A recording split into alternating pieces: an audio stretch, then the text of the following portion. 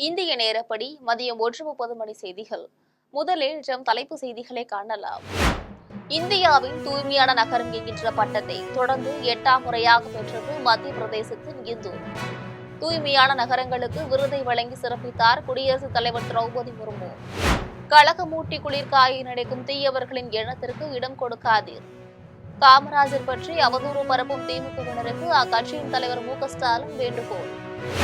பெருந்தலைவர் காமராஜர் குறித்து அவதூறு பேசியதை கண்டித்து திமுக கூட்டணியிலிருந்து காங்கிரஸ் வெளியேறுமா? கண்ணியத்தை காக்க தனித்து நின்று போட்டியிடுமா என்றும் அண்ணாமலை வினா. காமராஜருக்கு ஏசி வைத்துக் கொடுத்தோம் என்று திருச்சி சிவா கூறியதற்கு பாஜக தலைவர் தமிழிசை கண்டனம். காமராஜர் புகழுக்கு களங்கம் விளைவிக்கும் திமுக தொண்டர்களை கட்டுப்படுத்த ஸ்டாலினுக்கு வேண்டுகோள். கும்மிடிப்பூண்டியில் 10 வயது சிறுமியை தூக்கி சென்று பாலியல் வன்கொடுமை செய்த கையவனை கைது செய்யாதது ஏன்?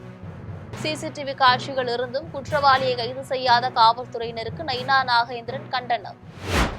ஈராக்கின் குட் நகரில் உள்ள வணிக வளாகத்தில் பெரும் தீ விபத்து. தீ விபத்தில் பெண்கள், குழந்தைகள் உட்பட 50க்கும் மேற்பட்டோர் உயிரிழந்ததாக தகவல். ஒடிசாவில் கல்லூரி மாணவி தீக்குளித்து இறந்ததை கண்டித்து எதிர்க்கட்சியினர் முழு அடைப்பு போராட்டம். சாலை மறியலால் சென்னை கொல்கத்தா தேசிய நெடுஞ்சாலையில் வாகன போக்குவரத்து முடக்கம். இனி விரிவான செய்திகளை காணலாம். மத்திய பிரதேசத்தின் இந்தூர் இந்தியாவின் தூய்மையான நகரம் என்கின்ற பட்டத்தை தொடர்ந்து 8வது முறையாக பெற்றுள்ளது. இந்த விருதை குடியரசுத் தலைவர் திரௌபதி முர்மு வழங்கி சிறப்பித்துள்ளார். மத்திய அரசின் நகர்ப்புற விவகாரங்கள் துறை அமைச்சகத்தின் சார்பில் தூய்மை நகரங்கள் விருது வழங்கப்படுகிறது. டெல்லியில் இன்று நடைபெற்ற விழாவில் குடியரசுத் தலைவர் திரௌபதி முர்மு, நகர்ப்புற விவகாரங்கள் அமைச்சர் மனோகர் லால் கட்டோர் உள்ளிட்டோர் கலந்து கொண்டனர். அப்போது தொடர்ந்து இந்தியாவின் தூய்மையான நகரத்திற்கான விருதை மத்திய பிரதேசத்தின் இந்தூர் நகரத்திற்கு குடியரசுத் தலைவர் திரௌபதி முர்மு வழங்கி சிறப்பித்தார். இந்தூர் நகரம் தொடர்ந்து 8வது முறையாக இந்த விருதை பெறுவது குறிப்பிடத்தக்கது. குஜராத்தின் சூரத் நகரம் 2வது பரிசையும், மகாராஷ்டிரத்தின் நவி, மும்பை 3வது பரிசையும் பெற்றன. அதற்கான பாராட்டு சான்றிதழ்களையும் குடியரசுத் தலைவர் திரௌபதி முர்மு வழங்கி சிறப்பித்தார். கலகமூட்டி குளிர்காய நினைக்கும் தீயவர்களின் எண்ணத்திற்கு இடம் கொடுக்காதீர் என்று திமுகவினருக்கு அக்கட்சியின் தலைவர் மு.க.ஸ்டாலின் வேண்டுகோள் விடுத்துள்ளார். அவர் வெளியிட்டுள்ள அறிக்கையில், பெருந்தலைவர் காமராஜரை பச்சை தமிழர் என்று போற்றியவர் தந்தை பெரியார் என்றும், குடியாத்தம் இடைத்தேர்தலில் பெருந்தலைவருக்கு எதிராக வேட்பாளரை நிறுத்த வேண்டாம் என்று முடிவெடுத்தவர் பேரறிஞர் அண்ணா என்றும் குறிப்பிட்டுள்ளார். பெருந்தலைவர் மறைந்தபோது ஒரு மகன் போல நின்று இறுதி மரியாதை ஏற்பாடுகளை செய்து நினைவகம் அமைத்து அவரது பிறந்த நாளை கல்வி வளர்ச்சி நாளாக அறிவித்தவர் கருணாநிதி என்றும் ஸ்டாலின் குறிப்பிட்டுள்ளார்.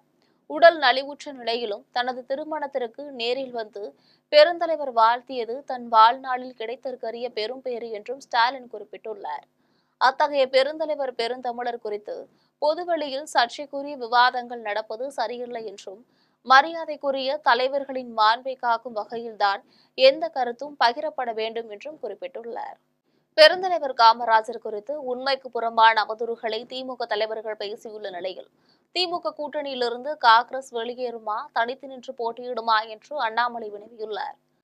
காமராஜர் ஏசி அறை இல்லாமல் உறங்க மாட்டார் என்றும், அவர் தங்கும் விடுதியில் எல்லாம் தேவையான மின் வசதியை கருணாநிதி செய்து கொடுத்ததாகவும் திமுக மாநிலங்களவை உறுப்பினர் திருச்சி சிவா பேசியிருந்தார். இதுகுறித்து தமிழக பாஜக முன்னாள் தலைவர் அண்ணாமலையிடம் செய்தியாளர்கள் கேட்டனர்.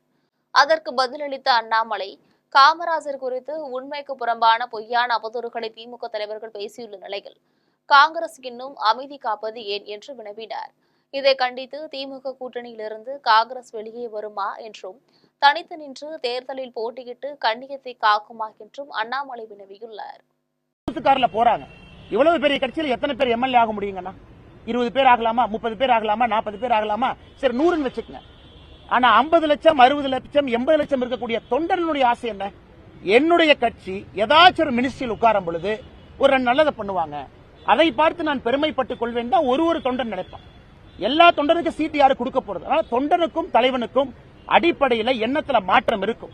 தலைவனை பொறுத்த வரைக்கும் அவங்க பொசிஷனை சேஃப்கார்ட் பண்ணணும், அவங்க எம்எல்ஏ ஆகணும். தொண்டனை பொறுத்தவரை ஒரு உண்மையான விசுவாசமான தொண்டன் அவ எம்எல்ஏ ஆகணும், எம்பி ஆகணும் நினைக்கிறத விட, நான் கடினமாக உழைத்ததற்காக என்னுடைய கட்சி ஏதாவது ஒரு உயரத்தில் இருக்கும் பொழுது எனக்கு அது போதும் என்று நினைக்கின்றார். நான் தொடர்ந்து தொண்டர்களுடைய குரலாக பேசிக் கொண்டிருக்கின்றேன். இதுலயும் என்னுடைய தனிப்பட்ட கருத்தை எங்கேயும் நான் பேசல. மாண்புமிகு உள்துறை அமைச்சர் அமித்ஷா அவர்கள் பேசிய கருத்தை உங்க முன்னாடி வச்சிருக்கேன். இன்னைக்கு நான் இல்லப்பா இதெல்லாம் எலெக்ஷன் அப்ப பாத்துக்கலாம்னா என்னுடைய தலைவரையா நான் டிஃபெண்ட் பண்ண முடியல. நான் எதுக்கு அரசியல் கட்சியில் இருக்கணும்? நான் எதுக்கு பிஜேபியில் இருக்கணும்? நான் எளிமையின் சிகரமாக வாழ்ந்த மாபெரும் தலைவனான காமராஜருக்கு ஏசி வைத்து கொடுத்தோம் என்று திருச்சி சிவா கூறியதற்கு பாஜக தலைவர் தமிழிசை கண்டனம் தெரிவித்துள்ளார். அவர் விடுத்துள்ள அறிக்கையில், ஜனநாயகத்தை நீங்கள் தான் காப்பாற்ற வேண்டும் என்று கருணாநிதியை பார்த்து சொன்னார் என்று திருச்சி சிவா கூறியது மிகுந்த வேதனை அளிப்பதாக தமிழிசை தெரிவித்துள்ளார். இன்று பெருந்தலைவர் காமராஜர் சேர்த்து வைத்த சொத்துக்களை தேடி தேடி அனுபவித்துக் கொண்டிருக்கும் காங்கிரஸ் அவர் மீதான பழி சொற்களை சரியாக எதிர்க்கவில்லை என்றும் தமிழிசை தெரிவித்துள்ளார். பெருந்தலைவர் காமராஜர் புகழுக்கு களங்கம் விளைவிக்கும் திமுக தொண்டர்களை ஸ்டாலின் கட்டுப்படுத்த வேண்டும் என வலியுறுத்தியுள்ளார். நாட்டுக்கு உழைத்த ஒரு எளிய தலைவனை நிந்தனை செய்யும் திமுகவுடன் ஓட்டுக்காக காங்கிரஸ் ஒட்டி கொண்டிருப்பதாக தமிழிசை தெரிவித்துள்ளார். திருவள்ளூர் மாவட்டம் கும்மிடிப்பூண்டி அருகே பட்டப்பகலில் 10 வயது சிறுமியை தூக்கி சென்று பாலியல் வன்கொடுமை செய்த கயவன் குறித்த சிசிடிவி காட்சிகள் இருந்தும் இதுவரை குற்றவாளியை கைது செய்யாத காவல்துறையினருக்கு பாஜக மாநில தலைவர் நயினார் நாகேந்திரன் கண்டனம் தெரிவித்துள்ளார். சாலையில் தனியாக நடந்து சென்று கொண்டிருந்த சிறுமியை நோட்டம் விட்டு கொண்டே பின்னால் சென்ற இந்த கயவன் கண்ணிமைக்கும் நேரத்தில் சிறுமியின் வாயை பூத்தி அருகில் உள்ள காட்டு பகுதிக்குள் தூக்கி செல்லும் காட்சிகள் தெளிவாக பதிவாகியுள்ளன. ஒரு 10 பவுன் நகைக்காக தனிப்படை அமைத்து எவ்வித ஆதாரமும் இன்றி ஒரு அப்பாவியை அடித்துக் கொன்ற தமிழக காவல்துறை 10 வயது சிறுமியை பாலியல் வன்கொடுமை செய்த குற்றவாளியின் அடையாளங்கள் தெரிந்தும் கைது செய்யாமல் காலம் தாழ்த்துவது ஏன் என்று நாகேந்திரன் வினவியுள்ளார். சிறுமியின் சார்பாக திமுக பிரமுகர் யாராவது தலையிட்டால் மட்டும்தான் தகுந்த விசாரணை நடக்குமா என்று வினவியுள்ளார். ஈராக்கின் குட் நகரில் உள்ள பெரிய வணிக வளாகத்தில் ஏற்பட்ட தீ விபத்தில் 50க்கும் மேற்பட்டோர் உயிரிழந்ததாக தகவல்கள் வெளியாகியுள்ளது. ஈராக்கின் குட் நகரில் உள்ள பெரிய வணிக வளாகத்தில் தீ விபத்து ஏற்பட்டுள்ளது. அந்த நேரத்தில் வணிக வளாகத்தில் பெரும்பாலும் பெண்களும் குழந்தைகளும் நிறைந்திருந்தனர். தீயிலிருந்து தப்புவதற்காக பலர் கட்டிடத்தின் கூரையில் நின்ற படங்களும் உட்புறம் தீக்குள் சிக்கியவர்களின் படங்களும் சமூக வலைதளங்களில் வெளியாகியுள்ளன. தகவல் அறிந்த தீயணைப்பு படையினர் விரைந்து சென்று தீயை கட்டுப்படுத்தியதாகவும் இந்த தீ விபத்தில் 50க்கும் மேற்பட்டோர் உயிரிழந்ததாகவும் வசீத் மாகாண ஆளுநர் முகமது அல் மியாகி தெரிவித்துள்ளார். உயிரிழந்தோருள் பெரும்பான்மையோர் பெண்களும் குழந்தைகளும் ஆவர் என்றும் இது தொடர்பாக வணிக வளாக கட்டிடத்தின் உரிமையாளர் மீது சட்ட நடவடிக்கை எடுக்கப்பட்டுள்ளதாகவும் அவர் கூறியுள்ளார்.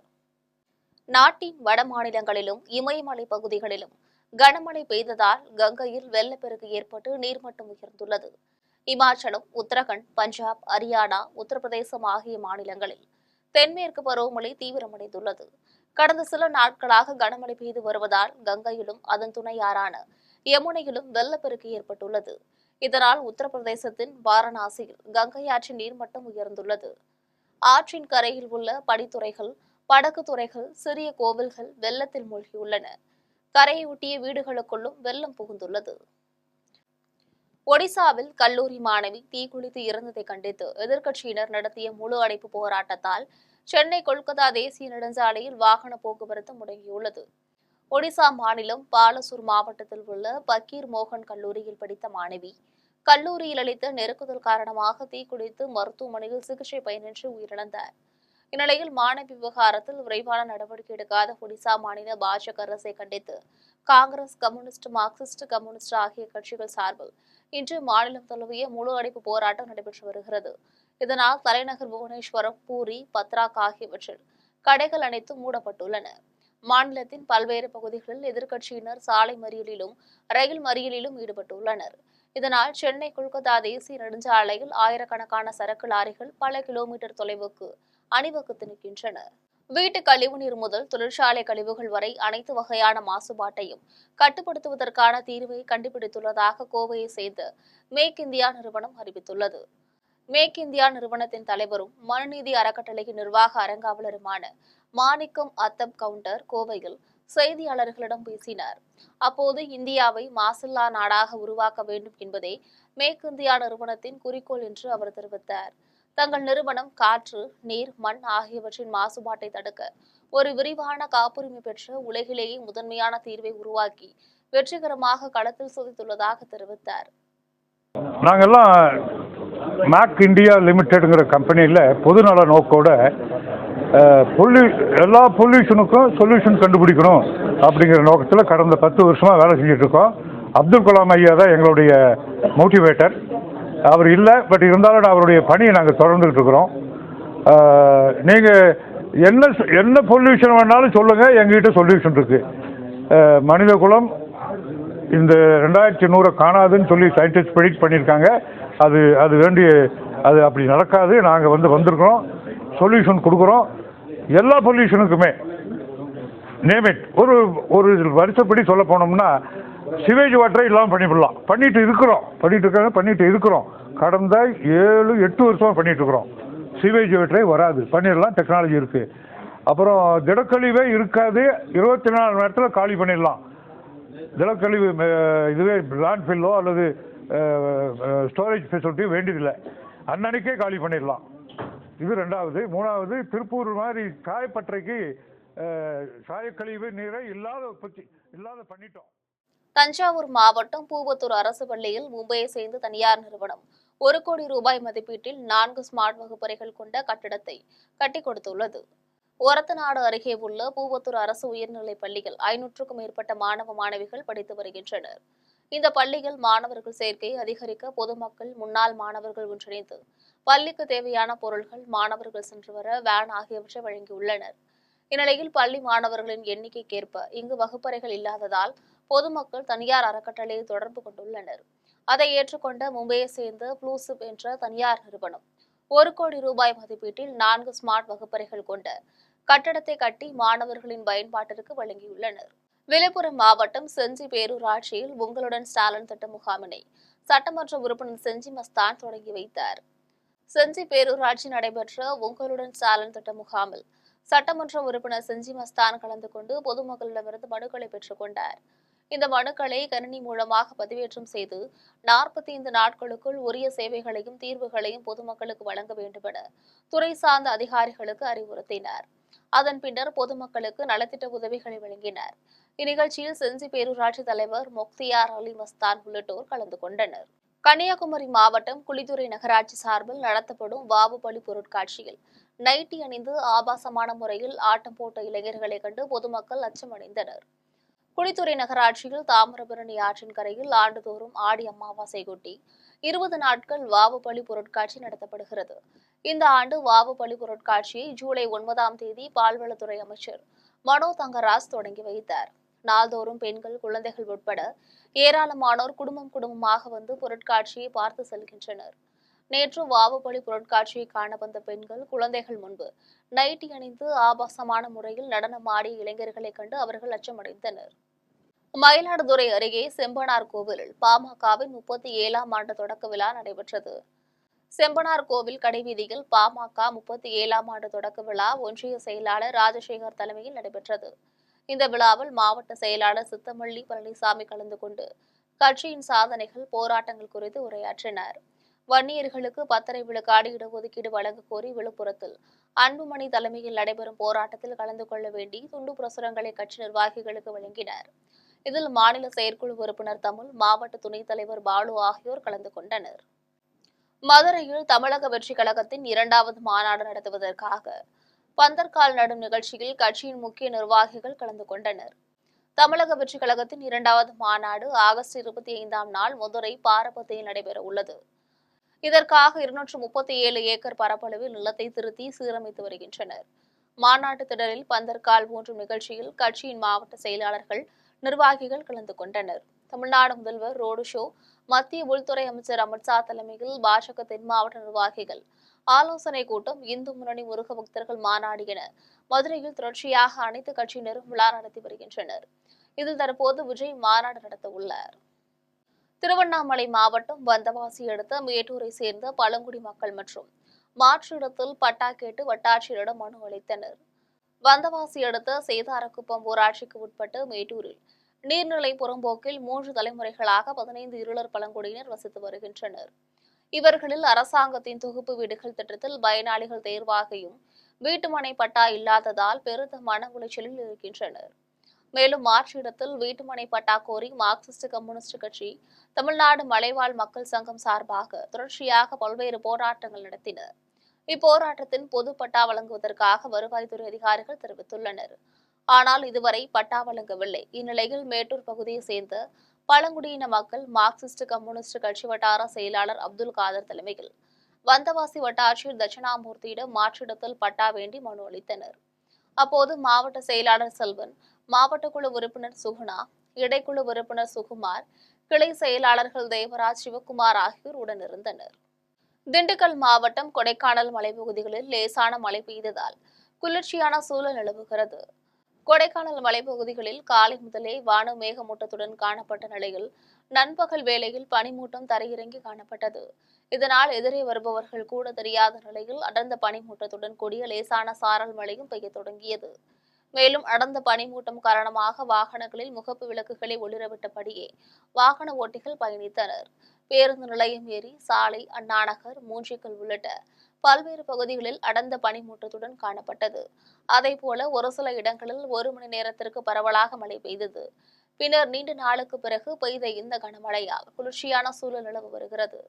சென்னை மாங்காடு அருகே மோட்டார் சைக்கிள் மீது லாரி மோதியதில் தனியார் பள்ளி மாணவி பலத்த காயமடைந்தார். பூவிருந்தவள்ளி அருகே உள்ள மாங்காட்டை சேர்ந்த பாபு என்பவரின் மகள் ரக்ஷனா பட்டூரில் உள்ள தனியார் பள்ளியில் 7ஆம் வகுப்பு படித்து வருகிறார். மாலை பள்ளி முடிந்து ரக்ஷனா அவரது உறவினருடன் மோட்டார் சைக்கிளில் வீட்டிற்கு சென்று கொண்டிருந்தார். அப்போது அந்த வழியாக மண் ஏற்றி வந்த லாரி மோட்டார் சைக்கிள் மீது மோதியதில் இருவரும் கீழே விழுந்ததில் லாரியின் சக்கரம் சிறுமியின் காலில் ஏறியதில் பலத்த காயம் ஏற்பட்டு கால் நெய்ந்தது.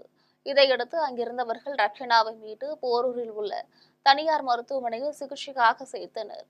இதுகுறித்து ஆவடி போக்குவரத்து புலனாய்வு பிரிவு வழக்கு பதிந்து லாரியின் ஓட்டுநரை தேடி வருகின்றனர்.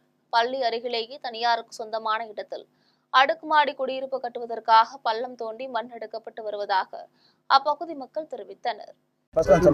நாங்கள் மாங்காட்டில் வசிக்கிறோம். இப்போ குழந்தைய ஸ்கூல் வந்து பிக்கப் பண்ண வர நேரத்தில் இங்கே வந்து பர்மிட் இல்லாத ஒரு லாரிங்க ஓடிங்குது. ஒரு 10 லாரிக்கு வருஷம் ஸ்கூலுக்கு டைமிங்லாம் கிடையாது. காலைல வந்தாங்கன்னா சாயந்தரம் 6 மணி வரை ஓட்டுறாங்க. வருஷம் இந்த சேத்தை ஊற்றிட்டு போயிடுறாங்க, அதில் வைக்கு போயிடுறாங்க. இப்போ வந்து ஒரு 3:50 மணிக்கு ஒரு குழந்தை வருஷம் காலை ஏற்றி காலையே போயிடுச்சு. நாங்கள் போலீஸுக்கு புகார் 100க்கு ஃபோன் அடித்தோம். 100க்கு ஃபோன் அடித்தா ஒரு 1.5 மணி நேரமாக அவங்க தகவலே வரல. அதுவிட நாங்களே ஆம்புலன்ஸ் வர வச்சு ஏற்றி அனுப்பிச்சிடுறோம் ராமச்சந்திராவுக்கு. போலீஸ் வந்து இங்கே வந்து ஒரு எப்பவுமே போலீஸே வரதில்லை இந்த தெருவில். இப்போ அந்த குழந்தைக்கு எப்படி இருக்கு, அது என்னன்னா எப்படி அடிக்கடிச்சு, அந்த டிரைவர் என்ன லாரி என்ன பண்ணீங்க? லாரியை பிடிச்சி அடிச்சுக்கிறோம். 3 லாரி 10 லாரியில் 3 லாரி நிப்ப அடிச்சிடும். 3 லாரி வந்து அந்த மண் போடுற இடத்துல இருக்குது. நாங்களும் எத்தனையோ வாட்டி வந்து அங்கே போய் சைட்டில் போய்ட்டு காலையில் இன்ஃபார்ம் பண்ணிக்கிறோம். அவங்க இது வரையும் எடுக்கவில்லை. இப்போ சொன்ன மாரி ஒரு குழந்தைக்கு கால் போச்சு. இதேமாரி நடந்தால் உயிர் போயிருந்தால் யார் பொறுப்பதுக்குன்னு தெரில. இந்த காவல்துறையும் வந்து நாங்கள் சொன்ன டைமுக்கு வரல. இந்த இடத்துல 3 ரோடு இருக்குது. அங்கே ஒரு டிராஃபிக் போலீஸார் எத்தனையோ வாட்டி கேட்டுக்கிறோம் வேணுன்ட்டு. அவங்களும் ரெஸ்பான்ஸ் எதுவுமே கொடுக்கல. இதேமாரி சொல்ல இன்னும் அசம்பாவிதம் நடக்காத அளவுக்கு கவர்மெண்ட்டு நடவடிக்கை எடுக்கணும். என் பேர் முருகன். கொடைக்கானலில் ஆபத்தை உணராமல் சுவாரஸ்யத்திற்காகவும் ரீல்ஸ் மோகத்திலும் ஆழமான பள்ளத்தாக்கு உள்ள நீர்வீழ்ச்சிகளை தேடி செல்லும் இளைஞர்களின் வைரல் வீடியோ வெளியாகியுள்ளது. மலைகளின் இளவரசி என்று அழைக்கப்படும் கொடைக்கானலுக்கு நாள்தோறும் ஏராளமான சுற்றுலா பயணிகள் வந்து செல்கின்றனர். அவ்வாறு வரும் இளைஞர்கள் ரீல்ஸ் மோகத்தில் ஆபத்து நிறைந்த நீர்வீழ்ச்சிகளை காண்பதற்காக போதிய வழித்தடங்கள் இல்லாத மலை முகடுகளிலும் சறுக்கல் நிறைந்த செங்குத்து பாறைகளிலும் சென்று வீடியோக்களை எடுத்து அதனை சமூக வலைதளங்களில் பரப்பி வருவது இப்போது ட்ரெண்ட் ஆகி வருகிறது. குறிப்பாக போலூரில் பசுமையான மலைகளுக்கு இடையே உள்ள புலவிசார அருவிக்கு அருகே செல்ல வழி இல்லாததால் அதன் அழகை தொலைவிலிருந்து சுற்றுலா பயணிகள் ரசித்து வருகின்றனர். ஆனால் இளைஞர்கள் சிலர் ரீல்ஸ் மோகத்தில் இந்த புலவிசார அருவியின் தரைப்பகுதிக்கு செல்ல ஆபத்தை உணராமல் ஆழமான பள்ளத்தாக்கடர்ந்த புதர்கள் நிறைந்த பகுதிகளுக்கு செல்கின்றனர். அடர்ந்த புதர் பகுதிகளில் வனவிலங்குகள் மற்றும் விஷப்பூச்சிகள் அதிகம் காணப்படும் பகுதியில் இளைஞர்கள் ஆர்வ கோளாறில் சென்று வருகின்றனர். இந்த வீடியோவை சமூக வலைதளங்களில் பகிர்ந்து வருவதால் இதனை காணும் மற்றவர்களும் ஆபத்தில் சிக்கிக்கொள்ளும் சூழல் ஏற்பட்டுள்ளது. இதுபோல ஆபத்தை தேடி செல்லும் இளைஞர்கள் குறித்து விழிப்புணர்வு ஏற்படுத்த வேண்டும் என்றும் கோரிக்கை எழுந்துள்ளது. கொசு ஒழிப்பு உள்ளிட்ட நோய் தடுப்பு பணியாளர்களை அதிகாரிகளின் சொந்த வேலைக்கு பயன்படுத்துவதாகவும் அதிகாரிகள் பெண்களுக்கு பாலியல் தொல்லை கொடுப்பதாகவும் முன்கள பணியாளர்கள் சங்கத்தின் தலைவர் ஜெயவேல் கூறியுள்ளார். சென்னை சேப்பாக்கத்தில் செய்தியாளர்களிடம் பேசிய ஜெயவேல், சம வேலைக்கு சம ஊதியம் வழங்க வேண்டும் என்றும் கொசுவை ஒழிக்க நோய் தடுப்பு பணிகளை செய்யும் பணியாளர்களை வேறு பணிகளை செய்ய அனுமதிக்க கூடாது என்று வலியுறுத்தினார். தங்கள் கோரிக்கைகளை நிறைவேற்றவில்லை என்றால் தமிழக சட்டசபையை முற்றுகையிடும் போராட்டம் நடத்தப்படும் எனவும் தெரிவித்தார். 9 to 4 எங்களுக்கு வேற எந்த வழியும் ஆதாரம் எதுவுமே கிடையாது. இந்த சம்பளத்தை வச்சு தான் எங்க குடும்ப பிள்ளைங்கள் எல்லாம் நாங்க வந்து இந்த வாழ்வாதாரம் தான் எங்களுக்கு.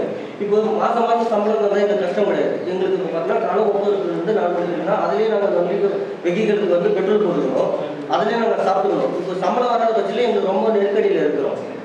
இப்போ இவங்க கஷ்டமாக இருக்குது. இப்போ இவங்க மாநிலத்துடைய துறை பொதுச் செயலாளருங்க, இவங்களுக்கு தான் 10 மாதம் சம்பளம் போடல. இவங்க இப்போ திண்டுக்கல் மாவட்டம், இப்போ இவங்க தான் கலெக்டரேட்டை பார்த்து பெரிய 1 மாதம் போராட்டம் பண்ணி அங்கே போய் பெரிய போராட்டம் பண்ணி தான் அந்த சம்பளத்தை வாங்கணும். அதுக்கு வேலைக்கு 1 மாதம் நிறுத்தி வச்சுட்டாங்க 20 பேருமே. இன்னும் 2 மாதம் சம்பளம் இன்னும் போடல. இப்போ எங்கள் எல்லாருக்குமே சம்பளம் பாக்கி இருக்குது, எங்களுக்கு 2 மாதம் சம்பளம் தரல. 3 மாதம் சம்பளம் இன்னைக்கு தேதி 16 ஆயிடுச்சு. கவர்மெண்ட் கொடுக்க சொல்லுது, கவர்மெண்ட் கொடுக்க சொல்கிறாங்க. மாதம் 5ஆம் தேதிக்குள்ள சம்பளம் கொடுக்க சொல்கிறாங்க கவர்மெண்ட் அறிவிச்சா கலெக்டரேட் அறிவிக்கிறாங்க. ஆனால் இருக்கிற பிடிஓஸ், பேரூராட்சியில் இஓ, நகராட்சி மாநகராட்சி உள்ளவங்க இருக்காங்க பாருங்க, அந்த அவங்க தரமாட்டேன்றாங்க. அது கான்ட்ராக்ட் முறையில் இப்போ கான்ட்ராக்ட் எடுத்துருக்கவங்க வந்து இப்போ வந்து நாங்கள் வைக்கிறது தான், நாங்கள் என்ன சொல்கிறோமோ அதுதான் ஓப்பனாகவே சொல்கிறாங்க. இப்படி தான் எல்லாம் ஆஃபீஸ் கூட்டு வச்சு மிரட்டுறாங்க. ஒரு பெண்ணை எப்படி சொல்கிறதுன்னு தெரியலாமா, லேடிஸ்மா அவங்க 7 மணிலேருந்து சங்கத்துக்கு சொல்லிட்டாங்கிறதுனால அவங்க கடலூர் மாநகராட்சியில் அந்த கான்ட்ராக்ட்காரங்க காலைல 7 மணிலேருந்து இரவு 7 மணி நிற்க வச்சு அந்த அம்மாவுக்கு ஒரு மனநிலை பாதிக்கப்படுச்சு. கழிவுகள்லாம் அவங்களோட வெளியே, அதாவது ஒரு பெண்கள்லாம் சில இதில் அது அந்த இயற்கை உபாதை கூட போக விடல அவங்கள. மீண்டும் தலைப்பு செய்திகள். இந்தியாவின் தூய்மையான நகரம் என்கின்ற பட்டத்தை தொடர்ந்து 8ஆம் முறையாக பெற்றது மத்திய பிரதேசத்தின் இந்தூர். தூய்மையான நகரங்களுக்கு விருதை வழங்கி சிறப்பித்தார் குடியரசுத் தலைவர் திரௌபதி முர்மு. கழகமூட்டி குளிர்காயை நடிக்கும் தீயவர்களின் எண்ணத்திற்கு இடம் கொடுக்காதீர். காமராஜர் பற்றி அவதூறு பரப்பும் திமுகவினருக்கு அக்கட்சியின் தலைவர் மு க ஸ்டாலின் வேண்டுகோள். பெருந்தலைவர் காமராஜர் குறித்து அவதூறு பேசியதை கண்டித்து திமுக கூட்டணியிலிருந்து காங்கிரஸ் வெளியேறுமா? கண்ணியத்தை காக்க தனித்து நின்று போட்டியிடுமா என்றும் அண்ணாமலை வினா. காமராஜருக்கு ஏசி வைத்துக் கொடுத்தோம் என்று திருச்சி சிவா கூறியதற்கு பாஜக தலைவர் தமிழிசை கண்டனம். காமராஜர் புகழுக்கு களங்கம் விளைவிக்கும் திமுக தொண்டர்களை கட்டுப்படுத்த ஸ்டாலினுக்கு வேண்டுகோள். கும்மிடிப்பூண்டியில் 10 வயது சிறுமியை தூக்கி சென்று பாலியல் வன்கொடுமை செய்த கையவனை கைது செய்யாதது ஏன்? சிசிடிவி காட்சிகள் இருந்தும் குற்றவாளியை கைது செய்யாத காவல்துறையினருக்கு நைனா நாகேந்திரன் கண்டனம். ஈராக்கின் குட் நகரில் உள்ள வணிக வளாகத்தில் பெரும் தீ விபத்தில் பெண்கள், குழந்தைகள் உட்பட 50க்கும் மேற்பட்டோர் உயிரிழந்ததாக தகவல். ஒடிசாவில் கல்லூரி மாணவி தீக்குளித்து இறந்ததை கண்டித்து எதிர்க்கட்சியினர் முழு அடைப்பு போராட்டம். சாலை மறியலால் சென்னை கொல்கத்தா தேசிய நெடுஞ்சாலையில் வாகன போக்குவரத்து முடக்கம். இத்துடன் செய்திகள் நிறைவடைகின்றன. மீண்டும் செய்திகள் மாலை 6 மணிக்கு. உடனுக்குடன் செய்திகளை காண ஜெம் லைவ்.tv என்ற இணையதளத்தில் இணைந்திருங்கள். நன்றி, வணக்கம்.